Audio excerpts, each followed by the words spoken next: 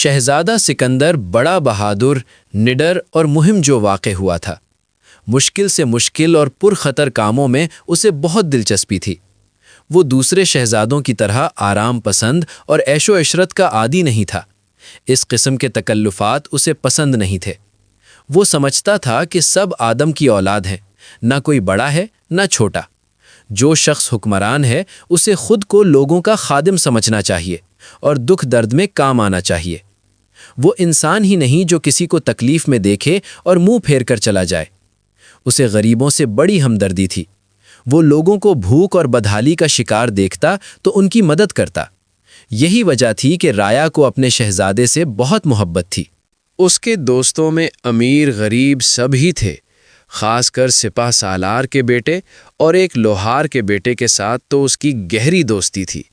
سپہ سالار کا لڑکا بھی اس کے ہم مزاج تھا۔ وہ بھی غریبوں سے ویسے ہی ملتا جیسے امیروں سے۔ سپہ سالار کے بیٹے کا نام قمر تھا اور لوہار کے بیٹے کا نام التمش تھا۔ کوئی ایسا دن نہ ہوتا جب وہ دونوں دوست اکٹھے مل کر نہ بیٹھے ہوں۔ گو التمش فن سپہ گری میں ماہر نہیں تھا، مگر ان جیسا بہادر ضرور تھا۔ لوہا کوٹ کوٹ کر اس کے ہاتھ پیر بھی بڑے مضبوط ہو گئے تھے۔ تگڑے سے تگڑا جوان اس کا ایک گھونسا برداشت نہیں کر سکتا تھا۔ پڑوسی ملک پر ایک نہایت ظالم اور شیطان صفت شخص کی حکومت تھی، مگر اس کے ظلم اپنی رعایا تک محدود تھے۔ کسی پڑوسی ملک کی طرف وہ میلی آنکھ سے بھی نہ دیکھتا، کیونکہ ایک تو اس کی ریاست بہت چھوٹی تھی اور فوج کی تعداد بھی زیادہ نہیں تھی۔ اس کی ایک بیٹی تھی، شہزادی پروین۔ شہزادی پروین بڑی نیک، رحم دل اور اپنے باپ کے الٹ تھی۔ اسے اپنے باپ کے مظالم کا بہت افسوس تھا اور وہ اس کی حرکتوں پر کڑھا کرتی تھی۔ شہزادی کا ایک چچا تھا جس کا نام حامان تھا۔ وہ اس کے باپ سے بھی 2 ہاتھ آگے تھا۔ جادو ٹونا اور شیطانی عمل اس کے شغل تھے۔ کئی بار تو کوئی عمل الٹا بھی پڑا اور اسے جان کے لالے پڑ گئے، مگر لالچ، ہوس اور شیطانی ذہنیت ان کاموں پر کربند رہی، اور پھر کرتے کرتے اس نے اپنی قوتوں میں زبردست اضافہ کر لیا۔ اس نے ہزاروں کی تعداد میں اپنے چیلے بنا لیے جو اس کے ایک اشارے پر کٹ مرنے کے لیے تیار ہو جاتے۔ اس نے اپنے بھائی کی ریاست کو چھوڑ کر دور دراز ایک پہاڑی پر ڈیرا ڈال لیا، کیونکہ ان پہاڑوں میں غاریں بہت تھیں جہاں اس کے چیلے رہائش اختیار کر سکتے تھے۔ وہ اپنے ساتھ سنگ تراشوں کی ایک ٹولی بھی لایا تھا جو اس کے حکم سے 3-4 پہاڑوں کے درمیان ایک پہاڑی پر ایک جن کے چہرے کو تراشنے لگ گئے تھے۔ جب وہ اس جن کا چہرہ تراش چکے تو حامان جادوگر نے اس کے سامنے بیٹھ کر ایک چلہ کاٹا۔ جب اس چلے کی مدت پوری ہوئی تو وہ اس جن کے چہرے سے مخاطب ہوا، اے جلو ترابل، مجھ سے طاقتور بھی کوئی ہے؟ ہاں حامان، کھوپڑی کے پہاڑ میں رہنے والا جادوگر تجھ سے زیادہ طاقتور ہے۔ دنیا میں جہاں جہاں جن، پریاں اور دیو ہیں وہ سب اس کے تابع ہیں۔ وہ ہواؤں میں اڑتا ہے، پانی پر چلتا ہے، جس کو چاہے پلک جھپکتے ہی راکھ کا ڈھیر کر سکتا ہے۔ اس کی بات سن کر حامان حیران رہ گیا۔ وہ تو یہ سمجھتا تھا کہ اس سے زیادہ قوت کسی جادوگر میں نہیں ہے۔ اس نے ایسے ایسے چلے کاٹے تھے کہ کوئی عام شخص اس کی قوت نہیں رکھتا تھا۔ اس نے سوچا کہ اس جادوگر سے دوستی کر لینی چاہیے اور اس کی قوت کا راز معلوم کرنا چاہیے۔ اور پھر اس نے جن کے چہرے سے پوچھا، اے جلو تارا، اس کا ٹھکانہ کہاں ہے؟ وہ انہی پہاڑی سلسلوں کے آخری پہاڑ کے دامن میں رہتا ہے۔ وہ ایک بہت بڑے ناگ پر بیٹھ کر، جس نے اس کے اوپر اپنے پھن کا سایہ کیا ہوا ہے، ایک چلے میں مصروف رہتا ہے۔ ٹھیک ہے، میں اس سے ملنے جاتا ہوں۔ میرے چیلے یہیں رہیں گے اور تو ان کی مدد کرے گا، حامان نے کہا۔ ٹھیک ہے، اگر وہ ہفتے میں ایک بار میرے سر میں انسانی خون ڈالیں گے تو میں بھی ان کی مدد کروں گا۔ اگر انہوں نے ایسا نہ کیا تو میں ان میں سے ہر ایک کو باری باری اپنا نوالا بنا لیا کروں گا، وہ بولا۔ اور پھر حامان کھوپڑی کے پہاڑ کی طرف چل دیا۔ دن رات کے سفر کے بعد جب وہ اس مقام پر پہنچا تو اس کا گھوڑا خوف زدہ ہو کر واپس بھاگنے کی کوشش کرنے لگا۔ मगर हामन ने उसकी लगामें बड़ी मजबूती से पकड़ रखी थीं। घोड़ा और परेशान हुआ और दोनों पिछली टांगों पर खड़ा होने लगा, यहाँ तक कि उसने हामन को गिरा दिया और वापस भाग उठा। हामन को बड़ा गुस्सा आया और वो पेचो ताप खाकर रह गया। इतने में कहकहों की आवाज़ गूंजी और वो इधर उधर देखने लगा, मगर उसे कोई नज़र नहीं आया। इस पर उसने कोई मंत्र पढ़कर चारों तरफ फूंका। अब उसके सामने कुछ चुड़ैलें और भूत थे। हामान को उन पर बड़ा गुस्सा आया और उसने एक बार फिर कोई मंत्र पढ़ा और उनकी तरफ फूंक मार दी। इसके साथ ही उनके मुंह से एक खौफनाक चीख निकली और उनके जिस्म जलकर राख हो गए। और फिर वो अकड़ते हुए खोपड़ी नुमा पहाड़ की तरफ चल दिया। करीब पहुंचा तो वहां भी उसे कई भूत और चुड़ैलें नजर आईं। उन्होंने उसका रास्ता नहीं रोका और वो बेधड़क खोपड़ी के मुंह में दाखिल हो गया। खोपड़ी के अंदर उसे वसी हॉल नजर आया। सामने एक नंगी धड़ंग शख्स आलती पालती मारे आंखें बंद किए बैठा था। अंदर कोई चुड़ैल या भूत नहीं था, बल्कि परियां थीं जो अदब से खड़ी थीं और कुछ उसे मोर झल रही थीं। और फिर हामान वहीं रुक गया। रुके क्यों हो?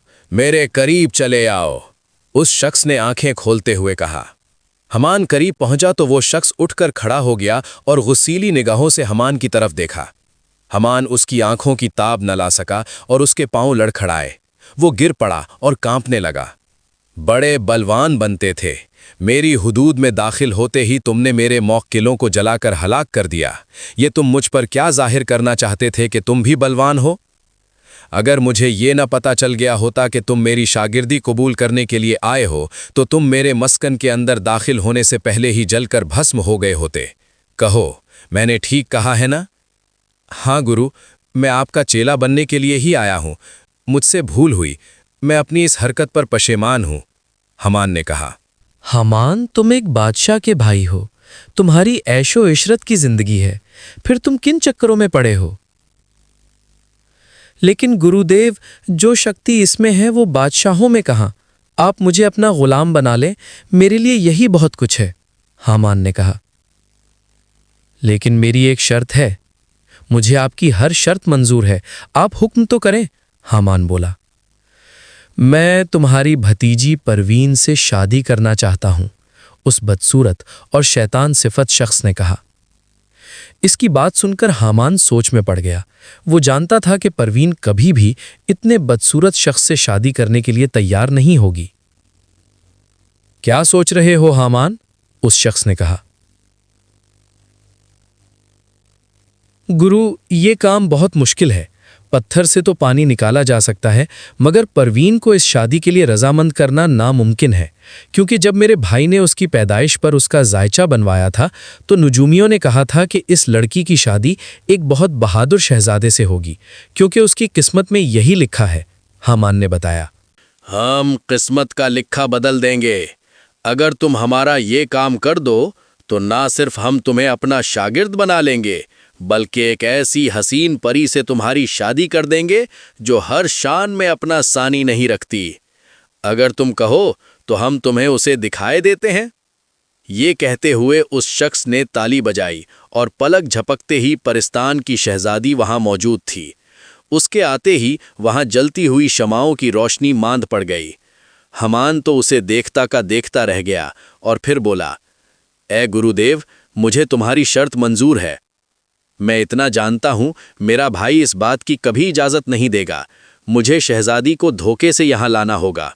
ये तुम्हारा काम है, और हाँ, अगर तुम कामयाब हो गए तो हम अपना ये स्थान तुम्हें सौंप देंगे और खुद हिमालय पहाड़ के दामन में बने हुए महल में चले जाएंगे। तुम परिस्तान की शहजादी से शादी करके ऐश की जिंदगी बसर करना। हम तुम्हारी क़ुव्वत में इतना इजाफा कर देंगे कि इस स्थान की चुड़ैलें, भूत, देव और परियां तुम्हारे ताबे हो जाएंगी और तुम राजा इंदर की तरह उन सब पर हुकूमत करोगे, उस शख्स ने कहा। और फिर हामान वहां से वापस हुआ और सीधा अपने महल में चला गया। उसका भाई उसकी वापसी का सुनकर बहुत खुश हुआ और उससे मिलने चला आया।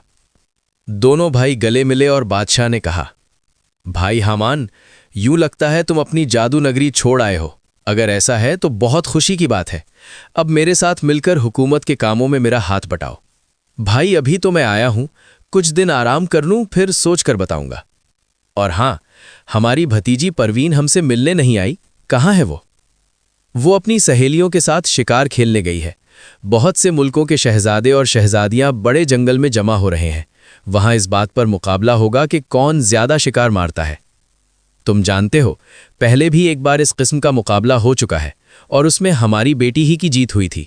بھائی یہ آپ نے پروین کو بھیج کر بہت برا کیا ہے۔ مجھے اپنے علم سے پتا چلا ہے کہ شہزادی کو وہاں خطرہ ہے۔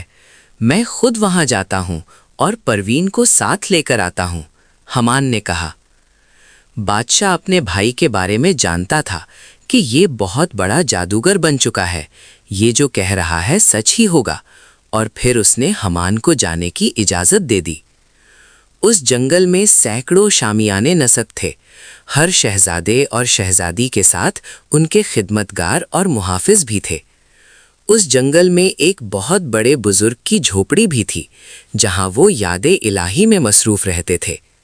شامیانوں کے اندر اور باہر اتنی روشنی تھی کہ دور دور تک نظر آ سکتی تھی۔ شہزادی پروین اور شہزادہ سکندر بھی دوسرے شہزادوں کے ساتھ ان بزرگ کی خدمت میں حاضر ہوئے تاکہ وہ اس بار بھی مقابلے کے منصف جج بنے۔ اس بزرگ کی شہزادی پروین اور شہزادہ سکندر پر جو نظر پڑی تو ان کی باطنی قوت نے ان پر بہت کچھ آشکار کر دیا۔ وہ شہزادی پروین سے مخاطب ہوئے، شیطانی قوتوں تمہاری دشمن ہو رہی ہیں، تم یہاں شکار کھیلنے آئی ہو مگر تمہارا چاچا تمہیں شکار کرنے آ رہا ہے۔ وہ تمہاری شادی خوپڑی کے پہاڑ کے شیطان سے کرنا چاہتا ہے تاکہ اس کی شیطانی قوت میں اضافہ ہو۔ بیٹی، تمہیں بڑے مصائب سے گزرنا پڑے گا، بڑی تکلیفیں سہنا ہوں گی، مگر تمہیں صبر کرنا ہوگا اور ثابت قدم رہنا ہوگا۔ مجھے امید ہے ایک دن ضرور ایسا آئے گا کہ تمہارے دن پھیریں گے اور خوشیوں کا سورج تمہاری زندگی میں ضرور طلوع ہوگا۔ اب تم لوگ شکار کھیلنے نکلو اور اپنی اپنی قسمت آزماؤ۔ اس بزرگ کی باتیں سن کر شہزادی ذرا بھی پریشان یا خوفزدہ نہیں ہوئی اور اپنے ساتھیوں کے ساتھ ہنستے کھیلتے ہوئے اپنے پڑاؤ میں آ گئی۔ جب وہ لباس تبدیل کرنے خیمے میں داخل ہوئی تو اس کی ایک سہیلی بولی، شہزادی پروین، اس بزرگ کی باتیں سن کر تم ذرا بھی پریشان نہیں ہوئی؟ دیکھو، جو قسمت میں ہوتا ہے ہو کر رہتا ہے، پھر کسی تکلیف کے آنے سے پہلے میں خود کو کیوں تکلیف میں ڈالوں؟ ادھر سکندر اس بزرگ کی باتوں کو سن کر سخت پریشان ہو گیا تھا۔ وہ جیسے ہی اٹھ کر جانے لگا تو ان بزرگ نے اسے روک لیا اور بولے، سکندر رک جاؤ۔ شہزادے کو اپنا نام سن کر سخت حیرت ہوئی، مگر اس نے کچھ پوچھا نہیں اور ادب کے ساتھ واپس بیٹھ گیا۔ دیکھو سکندر، تم صرف نام کے سکندر نہیں ہو بلکہ قسمت کے بھی سکندر ہو۔ تم جس کام میں ہاتھ ڈالو گے کامیابی تمہارے قدم چومے گی۔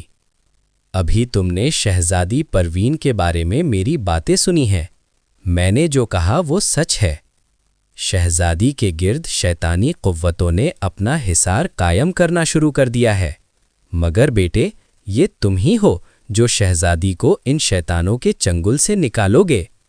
اس کام میں تمہیں جادو ٹونے اور کالے علم والوں سے سبقہ پڑے گا، ان کی مدد کے لیے بھوت اور چڑیلیں ہوں گی، مگر تم جانتے ہو کہ ہم صرف ایک ہی ذات پر بھروسہ کرتے ہیں اور وہ ہے خدائے بزرگ و برتر کی ذات۔ یہ میری تسبیح گلے میں ڈال لو، اس پر اسی ذات پاک کا ذکر کرتا رہا ہوں، اس کے ہوتے ہوئے ان شیطانوں کا کوئی وار تم پر نہیں چل سکے گا۔ جاؤ، دوسرے لوگوں کی طرح تم بھی شکار پر نکلو اور اسی جگہ اپنا شکار لے کر پہنچو۔ شہزادے نے وہ تسبیح لے کر گلے میں ڈال لی اور وہاں سے چلا آیا۔ اس نے دیکھا کہ کچھ شہزادے اور شہزادیاں روانہ ہو چکی تھیں۔ وہ بھی اپنے ساتھیوں کے ساتھ تیار ہوا اور ایک سمت چل دیا۔ ادھر شہزادی پروین شکار کی تلاش میں مصروف تھی کہ اچانک ایک سمت سے گھوڑوں کے دوڑنے کی وجہ سے دھول اڑتی دیکھ کر وہ سمجھی کہ کوئی شہزادہ ہوگا، مگر جب وہ لوگ قریب آئے تو شہزادی نے اپنے چچا حمان کو پہچان لیا۔ حمان نے اسے بڑے پیار سے واپس چلنے کے لیے کہا۔ اس کی آنکھوں میں آنسو تھے۔ وہ بولی، چچا جان، آپ رونے کیوں لگے؟ ابھی تو میں نے مقابلے کے لیے شکار کھیلنا ہے۔ حمان نے بڑی عیاری سے کہا، بیٹی، تمہیں شکار کی پڑی ہے، اور ادھر تمہارے باپ کی حالت بہت خراب ہے۔ نہ جانے اسے کیا بیماری لگی ہے جو حکیموں کی سمجھ میں بھی نہیں آ رہی۔ بے ہوشی کی حالت میں اس کی زبان پر صرف تمہارا نام ہے۔ مگر چچا جان، میں تو انہیں بھلا چنگا چھوڑ کر آ رہی ہوں، شہزادی نے پریشان ہوتے ہوئے کہا۔ بھائی، برا وقت آتے کیا دیر لگتی ہے، تم فوراً چلو، کہیں یہ نہ ہو کہ تمہارے پہنچنے سے پہلے ہی۔ شہزادی نے جھٹ اپنے چچا کے منہ پر ہاتھ رکھ دیا۔ چچا جان، اس سے آگے کچھ نہ کہیے، میں آپ کے ساتھ چلتی ہوں۔ یہ کہہ کر وہ چاچا کے ساتھ چل دیں۔ وہ دونوں اپنے گھوڑوں کو اتنی تیز بھگا رہے تھے کہ ان کے ساتھی پیچھے رہ گئے۔ شہزادی کو غم کی وجہ سے یہ بھی پتہ نہ چلا کہ وہ کس سمت جا رہی ہے، بس وہ اپنے چاچا کے پیچھے تھی۔ کئی گھنٹوں کے سفر کے بعد اچانک شہزادی کو احساس ہوا کہ وہ راستہ بھٹک گئے ہیں۔ اس نے چاچا کو آواز دے کر رکنے کو کہا۔ حمان نے گھوڑے کی لگامیں کھینچیں۔ چاچا جان، شاید ہم راستہ بھٹک گئے ہیں، شہزادی نے پریشانی میں کہا۔ اس پر حمان نے ادھر ادھر دیکھا اور بولا، ہاں بیٹی، شاید تم ٹھیک کہتی ہو۔ بھائی صاحب کی وجہ سے ذہن اتنا پریشان ہے کہ راستے کا خیال ہی نہیں رہا، حالانکہ اسے معلوم تھا کہ وہ کہاں جا رہے ہیں۔ پھر اب کیا کیا جائے؟ شہزادی بولی۔ ٹھہرو، میں اندازہ لگاتا ہوں کہ کس سمت چلنا چاہیے، اس نے دھوکہ دیتے ہوئے کہا۔ بیٹی، ہمیں یہاں سے شمال کی طرف چلنا چاہیے۔ اب اندھیرا ہو چکا تھا۔ حمان بولا، بیٹی، رات ہم اسی جگہ کوئی آرام دہ جگہ دیکھ کر گزار لیتے ہیں، دن چڑھتے ہی سفر شروع کریں گے۔ شہزادی تو چاہتی تھی کہ اس کے پر لگ جائیں اور وہ اڑ کر باپ کے پاس پہنچ جائے، مگر مجبوراً اسے رکنا پڑا۔ رات ایک درخت کے نیچے گزاری اور صبح ہوتے ہی آگے چل دیے۔ جب حمان اسے لے کر کھوپڑی پہاڑ کے پاس پہنچا تو شہزادی حیران رہ گئی اور بولی، چاچا، یہ آپ مجھے کہاں لے آئے؟ اس کے چاچا نے کوئی جواب نہ دیا اور اس کا بازو پکڑ کر زبردستی کھوپڑی پہاڑ کے اندر لے گیا۔ ادھر سارا دن شکار کھیلنے کے بعد جب تمام شہزادے بزرگ کی جھونپڑی کے باہر جمع ہوئے تو ان میں پروین نہیں تھی۔ اس دن سب سے زیادہ شکار سکندر نے کیا تھا، مگر اسے اس بات کی ذرا بھی خوشی نہ تھی۔ بزرگ اس سے مخاطب ہوئے، شہزادے سکندر، ایک کامیابی تو تم نے حاصل کر لی، اب دوسری مہم کے لیے بھی تیار ہو جاؤ۔ تم نے دیکھ لیا یہاں سب شہزادے اور شہزادیاں موجود ہیں سوائے شہزادی پروین کے۔ بیٹے، شہزادی کا چچا اپنے مقصد میں کامیاب ہو گیا ہے، وہ اسے لے کر کھوپڑی والے پہاڑ پہنچ گیا ہے۔ اب تم جلد سے جلد وہاں پہنچو، یہ نہ ہو کہ وہ خبیث شیطان حامان کو اپنی جگہ چھوڑ کر ہمالیہ کے پہاڑوں کی طرف نکل جائے۔ تم میرا یہ جائے نماز لے لو، اس پر بیٹھو گے تو یہ تمہیں کھوپڑی کے پہاڑ پر پہنچا دے گا۔ آگے کیا کرنا ہوگا تم اپنی عقل سے کام لینا۔ پھر شہزادہ سکندر جب اس جائے نماز پر بیٹھا تو وہ اسے لے کر ہوا میں اڑ چلا۔ اس منظر کو دیکھ کر تمام لوگ حیران رہ گئے اور ان کے دلوں میں بزرگ کے لیے عقیدت پیدا ہو گئی۔ شہزادہ سکندر جب اس کھوپڑی کے سامنے اترا تو اس وقت وہ شیطان شہزادی کو زبردستی لے کر جا رہا تھا اور شہزادی اپنے چچا کو آوازیں دے رہی تھی، چچا مجھے بچا لو، مگر اس کے چچا پر اس کی آہو بکا کا کچھ اثر نہیں ہو رہا تھا۔ پھر اسی وقت شہزادہ ہاتھ میں تلوار لیے ان کے سامنے راستہ روک کر کھڑا ہو گیا۔ کھوپڑی کے پہاڑ کے شیطان نے اس پر کئی منتر آزمائے، مگر اس کا ہر وار خالی گیا۔ یہ دیکھتے ہوئے خوف زدہ ہو کر وہ کھوپڑی میں داخل ہونے کے لیے بھاگا، مگر سکندر نے اسے اس کا موقع نہیں دیا اور تلوار کے ایک ہی وار سے اس کی گردن اڑا دی۔ یہ دیکھتے ہوئے شہزادی کا چچا حامان وہاں سے بھاگ نکلا۔ پھر شہزادے نے شہزادی کو اس جائے نماز پر اپنے ساتھ بٹھایا، جائے نماز اڑا اور بزرگ کی جھونپڑی کے باہر اتر آیا۔ یہ سب کچھ اتنی جلدی ہوا کہ تمام لوگ وہیں موجود تھے۔ پھر یہ لوگ بزرگ سمیت شہزادی کے والدین کے پاس آئے۔ بزرگ نے بادشاہ کو اس کے بھائی کے کرتوتوں کے بارے میں بتایا اور سکندر کی بہادری کی تعریف کی۔ ظالم بادشاہ نے اپنے ظلم سے توبہ کر لی اور اپنی بیٹی کی شادی شہزادے سکندر کے ساتھ کر دی۔ ان کا نکاح انہی بزرگ نے پڑھایا اور پھر ایک دن شہزادہ اپنی دلہن کو لے کر اپنے وطن روانہ ہو گیا۔ اگر آپ کو ایسی کہانیاں پسند ہیں تو اس کے لیے ہمارے چینل کو سبسکرائب کریں۔ ہمیں امید ہے کہ آپ کو ہمارا کام پسند آیا ہوگا۔